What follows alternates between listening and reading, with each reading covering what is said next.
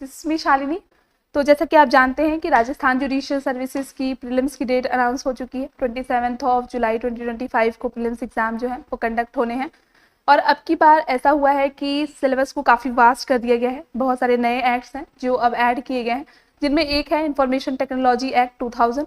तो वहाँ से भी आपके प्रोबेबल हैं कि 2 से 3 मार्क्स के क्वेश्चन पूछे जाने हैं। तो इसीलिए हम आज उस एग्ज़ाम्स को टारगेट करते हुए कुछ MCQs हैं जो सॉल्व करेंगे, जो आने वाले एग्जाम्स के लिए आपके काफ़ी इंपॉर्टेंट होने वाले हैं, जो IT एक्ट 2000 से रिलेटेड होंगे। और जो नियरेस्ट में जो अमेंडमेंट्स हुई हैं उनको भी हमने यहाँ पे इंक्लूड किया हुआ है। और भी सब्जेक्ट्स के जो रैपिड रिवीजन सीरीज़ हैं वो ऑलरेडी ऐप पे हो चुकी हैं, तो आप वहाँ पे भी देख सकते हैं। और साथ ही साथ यूट्यूब चैनल पे भी वो अपलोड कर दी गई हैं, तो आप वहाँ से भी चेकआउट कर सकते हैं और अपनी तैयारी को बहुत बेहतर बना सकते हैं। साथ ही साथ यहाँ इंस्टीट्यूट में जो राजस्थान जुडिशियल सर्विसेज के लिए क्रैश कोर्सेज हैं वो भी चलाए जा रहे हैं। और साथ ही साथ टेस्ट सीरीज़ भी स्टार्ट हो गई हैं, तो अगर आप चाहें तो टेस्ट सीरीज़ भी ले सकते हैं, अपने आप को क्रैश कोर्सेज के लिए इनरोल करा सकते हैं।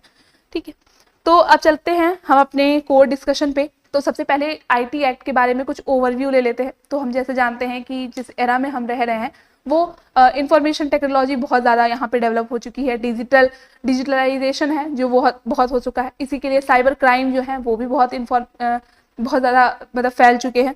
ठीक है, तो इसलिए आपको इंफॉर्मेशन टेक्नोलॉजी के बारे में कुछ जो नॉलेज तो होनी ही चाहिए, इसीलिए इस सब्जेक्ट को आपके सिलेबस में इंक्लूड किया गया है। ठीक है, और सबसे पहले हमें जानना होगा इस एक्ट के बारे में ओवरव्यू, देन हम MCQs पे आते हैं। जो भी प्रोबेबल क्वेश्चन यहाँ पे दिए हुए हैं जो आपके एग्जाम्स में बन सकते हैं उनको हम कवर करेंगे। तो सबसे पहले हम जानते हैं कि यहाँ पे टोटल कितने सेक्शंस दिए गए हैं, कितने चैप्टर दिए गए हैं। उसके बाद तब हम आगे के अपने चीज़ों को डिस्कस करने वाले हैं। तो यहाँ पे टोटल अगर हम सेक्शंस की बात करें तो यहाँ पे 94 सेक्शंस जो हैं वो आपके दिए हुए हैं, जो कि 13 चैप्टर्स में डिवाइडेड हैं।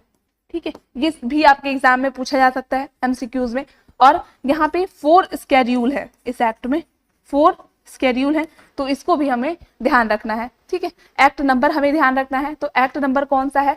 एक्ट नंबर 21 है ऑफ 2000, इसको भी ध्यान रखिएगा। ठीक है, ये भी आपके एग्जाम में पूछा जा सकता है। और अगर डेट ऑफ इनेक्टमेंट की बात करें तो वो है 9 जून 2000।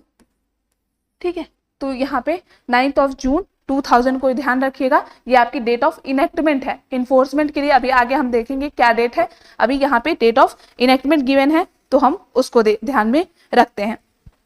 अब आते हैं यहाँ पे हम MCQs को देखने वाले हैं। ठीक है, तो साथ साथ में आप भी यहाँ पे कमेंट सेक्शन में अपने आंसर को चेक कर सकते हैं। वीडियो को पॉज करके आप अपने आंसर चेक करते रहिए, कि आपको खुद भी पता लगता रहे कि आपकी तैयारी कितनी बेहतर है और कितने क्वेश्चन हैं जो आप अटेम्प्ट कर पा रहे हैं। और इनकेस अगर आपके क्वेश्चन गलत भी हो जाते हैं तो कोई बहुत बड़ी बात नहीं है, यहाँ पे आंसर्स भी आपको तुरंत ही बताए जाएंगे, तो जिससे कि आपके आंसर्स तुरंत ही करेक्ट हो जाएंगे। ठीक है, तो यहाँ पे सबसे पहला क्वेश्चन जो है वो है when IT act 2000 came into effect. तो हमने इनेक्टमेंट तो देख लिया था, अब यहाँ पे इन्फोर्समेंट पूछ रहा है कि कब ये इफेक्ट में आया था। यहाँ पे आपके पास डेट्स हैं, आप देख सकते हैं 17 अक्टूबर 2000, 11 नवंबर 2000, 17 अक्टूबर 2001 एंड 11 नवंबर 2001। तो यहाँ पे ए ऑप्शन जो है दैट इज 17 अक्टूबर 2000, इस डेट को जो IT एक्ट है 2000 वो इन्फोर्समेंट में आया था, तो इसको आपको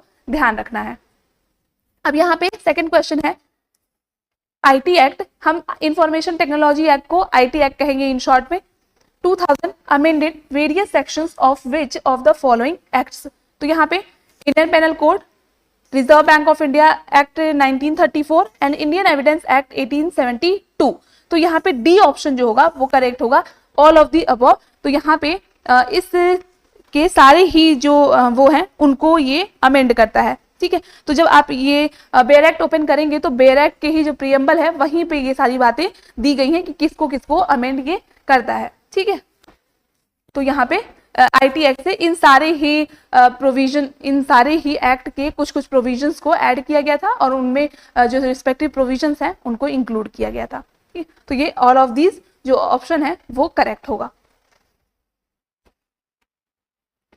आप जब पढ़ते रहे होंगे तो वहां पे 87 कुछ कुछ सेक्शंस थे, जो मान लीजिए 87 है या फिर कोई और 90A था, 95A था, ये सारे सेक्शन जो एविडेंस एक्ट के थे वो आईटी एक्ट के ही अमेंडमेंट से ऐड हुए थे। एक 65A था, ठीक है, जो एडमिसिबिलिटी ऑफ इलेक्ट्रॉनिक एविडेंसेस के बारे में डील करता था। ये सारे सेक्शन जो थे वो आपके इंफॉर्मेशन टेक्नोलॉजी के रिस्पेक्ट में ही बात करते थे। Question 3, which one of the following is outside the scope of IT act 2000?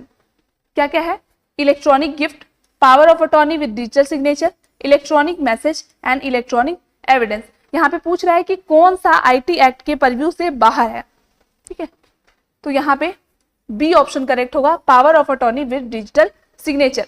Electronic gift की भी बात करता है, इलेक्ट्रॉनिक मैसेज, इलेक्ट्रॉनिक एविडेंस, ये तीनों कवर होते हैं आईटी एक्ट 2000 के स्फेयर में, बट ये जो सेकेंड ऑप्शन है that is power of attorney with digital signature, ये आपके इसमें कवर नहीं होता है। Question 4, which is outside the scope of IT act? तो यहाँ पे हम देख सकते हैं कि यहाँ पे इंक्लूजन वाले जो क्वेश्चन है आपके बहुत सारा यहाँ पे पूछे, एक्सक्लूजन के जो क्वेश्चन है वो बहुत ज्यादा कवर किए गए हैं, इनको हमको बहुत ध्यान से देखना है। अब यहाँ पे क्या बोल रहा है, which is outside the scope of IT act, तो यहाँ पे ऑप्शंस क्या क्या गिवन है उनको एक बार ध्यान से देखिए, ठीक है। यहाँ पे ऑप्शंस हमें देखने हैं, दिया है will, negotiable instrument except cheque, power of attorney and all of these, ठीक है। तो यहाँ पे डी ऑप्शन आपका करेक्ट होगा, that is all of these. और ये आपका कहाँ पे गिवन है? ये आपका गिवन है सेक्शन 1 का क्लॉज 4 जो है ना, सेक्शन 1 का clause 4, nothing in this section shall apply to this proceeding. तो यहाँ पे आप देखेंगे कि 5-6 क्लॉजेस में डिवाइड किया गया है कि किन पे अप्लाई नहीं होता है, तो वहीं से ये क्वेश्चन आपका फ्रेम किया गया है, ठीक है। तो याद रखिएगा सेक्शन 1 का क्लॉज 4 जो है वहां पे ये सारी चीजें गिवन है। अब आते हैं नेक्स्ट पे, क्वेश्चन नंबर 5 है, which one is the within the scope of IT act? Trust, electronic agreement of sale of immovable property with digital signature, will and truncated cheque. तो यहाँ पे बोल रहा है कि कौन सा एक है जो उसके स्कोप में फॉल करता है, ठीक है। तो यहाँ पे डी जो है ट्रंकेटेड चेक, ठीक है, ये आईटी एक्ट की मीनिंग में आता है, इसको ध्यान रखिएगा, ठीक है। इसके रिस्पेक्ट में सेक्शन भी आप ध्यान रखिएगा कि ट्रंकेटेड चेक से रिलेटेड कौन सा सेक्शन आता है, ठीक है। फिर आते हैं question 6, Ram has a office in Calcutta from where he accessed server of Google situated in New York and hacked password file. Is IT act applicable on him? Yes और नो, ठीक है। तो यहाँ पे एक्सटेंशन की बात कर रहा है कि वहां पे एप्लीकेबल होगा कि नहीं होगा, ठीक है। तो यहाँ पे यस होगा करेक्ट आंसर, ठीक है। तो यहाँ पे जब एप्लीकेशन आप पढ़ेंगे तो वहां पे एप्लीकेशन के बारे में बात करता है, ठीक है। तो यहाँ पे इट शैल एक्सटेंड टू, जब सेक्शन 1 का क्लॉज 2 आप पढ़ेंगे, सेक्शन 1 का क्लॉज 2, तो वहां पे कहता है कि this act shall extend to whole of India and save as otherwise provided in this act. It applies also to any offense or contravention thereunder committed outside India by any person.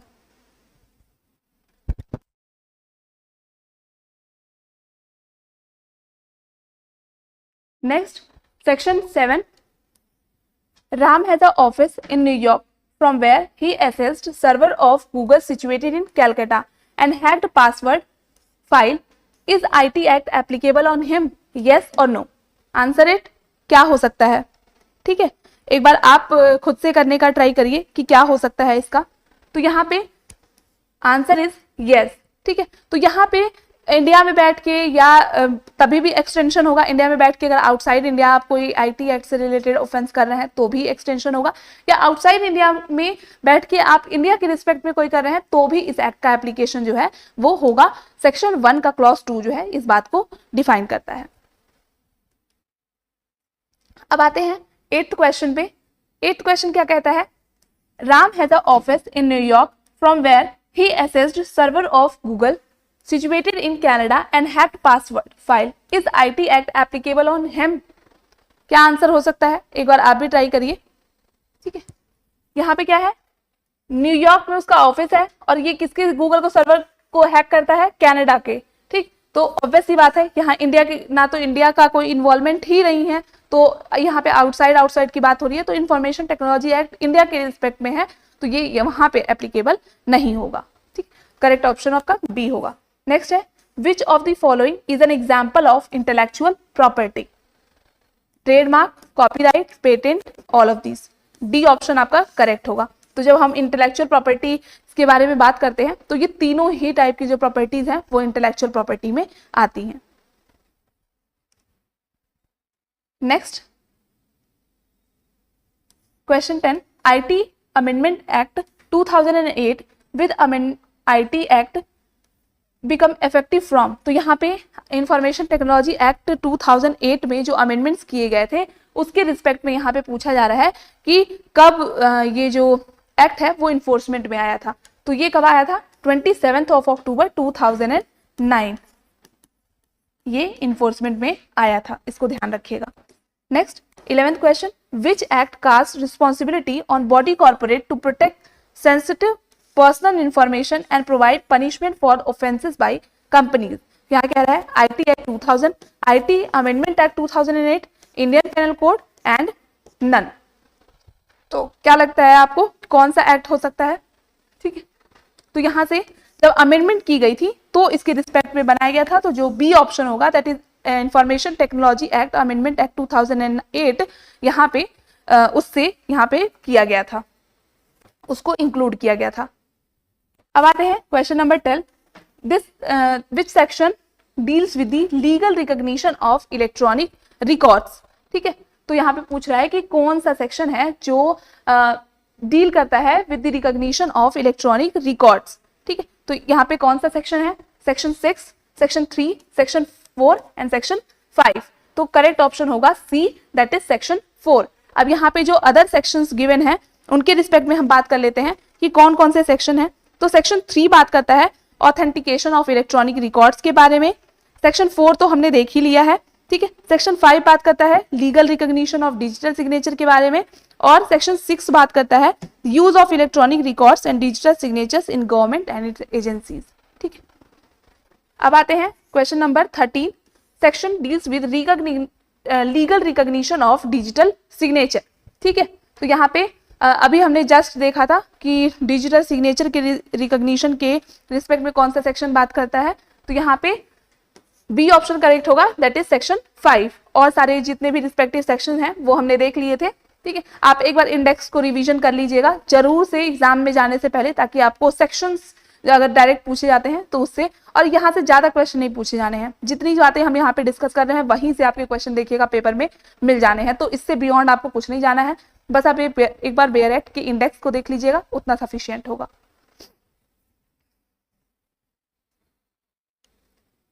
Next, which act in India focuses on data protection and data privacy? ठीक है, तो यहाँ पे पूछ रहा है कि कौन सा एक्ट है जो डेटा प्रोटेक्शन और डेटा प्रिवेसी के बारे में डील करता है। तो ये था आईटी अमेंडमेंट एक्ट 2008, इसको ध्यान रखिएगा। नेक्स्ट आते हैं 15th क्वेश्चन पे, विच section of IT act deals with the child pornography and punishment provided by it for the first conviction? ठीक है, तो यहाँ पे चाइल्ड पोर्नोग्राफी से रिलेटेड कौन सा सेक्शन है और उसके लिए पनिशमेंट कितनी गिवन है? ठीक है, तो उसके रिस्पेक्ट में यहाँ पे बात की गई है कि कौन सा होगा। तो यहाँ पे 67B जो है वो बात करता है इम्प्रिजमेंट कितनी दी गई है, up to 5 year, plus fine जो है वो 10 लाख तक का एक्सटेंड हो सकता है, ये याद रखिएगा। 67B imprisonment up to 5 year plus fine up to 10 lakh rupees. Next, which section of IT Act deals with publishing sexually explicit content in electronic form and punishment provided by it for first conviction? ठीक है, तो यहाँ पे पूछ रहा है कि अगर कोई सेक्सुअली एक्सप्लिसिट कंटेंट इशू करता है तो वहां पे उसके लिए उसको पनिशमेंट कहाँ पे होगी? तो यहाँ पे 67A जो है वहां पे सेक्शन में ये प्रोवाइडेड है, और इम्प्रिजमेंट होगी up to 5 year plus fine कितना है, 10 लाख रुपीज तक का लगाया जा सकता है। अगले पे आते हैं, विच of the following act is not amended by IT act 2000? ठीक है, तो यहाँ पे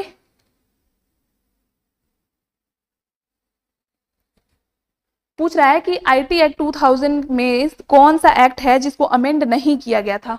ठीक है, तो इनकम टैक्स एक्ट 1961 जो है उसको अमेंड नहीं किया गया था। जब आप स्टार्टिंग के सेक्शंस को पढ़ेंगे, सेक्शन नहीं, जब आप इस एक्ट के फर्स्ट जो प्रियम्बल वाला पार्ट है उसके नीचे के पैरा को जब आप रीड करेंगे तो वहां पे दिया हुआ है कि कौन कौन से में अमेंडमेंट की गई थी, जिसमें इनकम टैक्स एक्ट के बारे में कहीं भी कोई जिक्र नहीं किया हुआ है। नेक्स्ट आता है section question number 18, what is the proposed punishment for cyber terrorism in the IT act. ठीक है, तो साइबर टेररिज्म के लिए कितनी पनिशमेंट्स यहाँ पे गिवन है, तो यहाँ पे गिवन है लाइफ इम्प्रिजमेंट। बी ऑप्शन जो होगा वो आपका करेक्ट होगा। नेक्स्ट है which section of IT act 2000 proposes a punishment of life imprisonment। ठीक है, कौन सा सेक्शन बताता है कि यहाँ पे लाइफ इम्प्रिजमेंट के लिए पनिशमेंट दी जा सकती है। यहाँ पे 66F जो है वो उसमें दी गई है कि पनिशमेंट दी जा सकती है लाइफ इम्प्रिजमेंट के रिस्पेक्ट में, लाइफ इम्प्रिजमेंट तक की। अब आते हैं next question, question number 20, what is the penalty maximum for destroying computer source code. ठीक है, तो अगर कोई पर्सन कंप्यूटर सोर्स कोड को डिस्ट्रॉय करता है तो उसके लिए कितनी पनिशमेंट हो सकती है, यहाँ पे ये पूछा जा रहा है।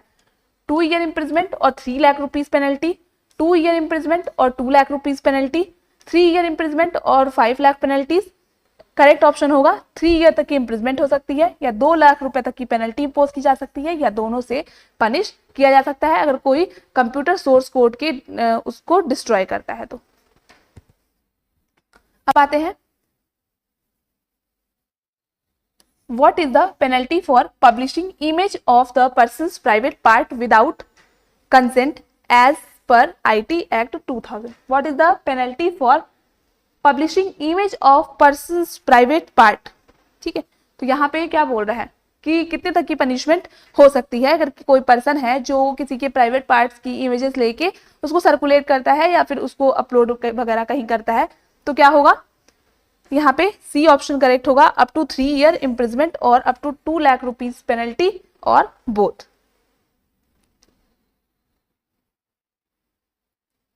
नेक्स्ट आते हैं 23rd question, which section of IT act deals with cyber terrorism.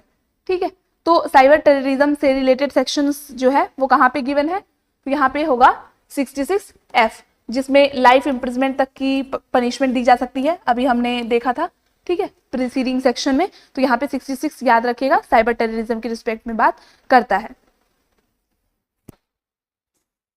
Next क्या दिया है 24, penalty for not filing a document with in prescribed time.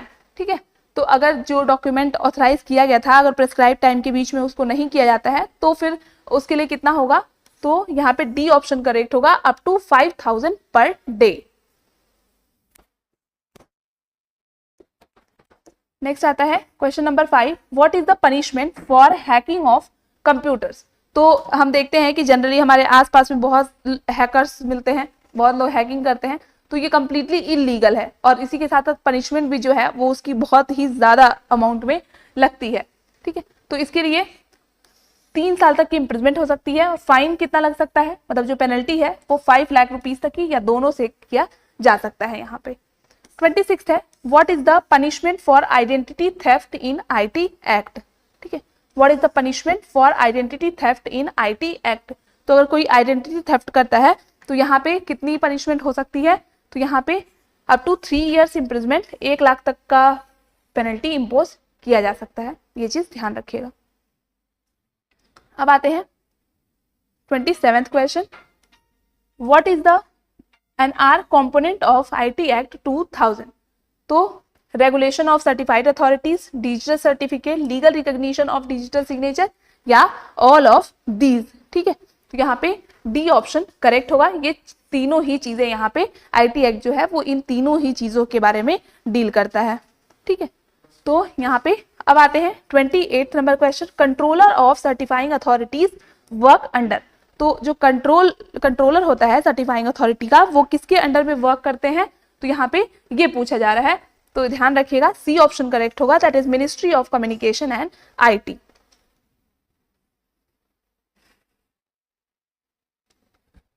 Next है which section of IT act deals with the appointment of controller of certifying authorities.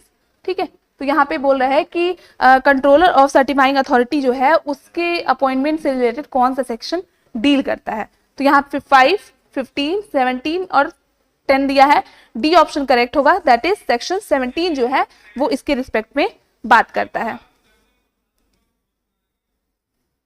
अब आते हैं next question 30, which act which provides legal framework for e governance in India. ठीक है, Indian penal code, IT amendment act, IT act and none of these. ठीक है, कौन सा option यहाँ पे सही होगा, तो यहाँ पे होगा IT एक्ट 2000।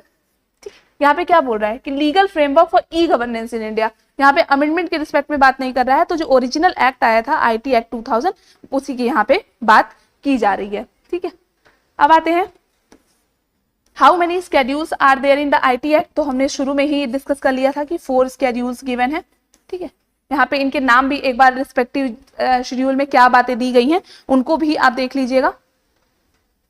32 बात करता है as per SEBI norms auditors must have dash year of experience to perform audit.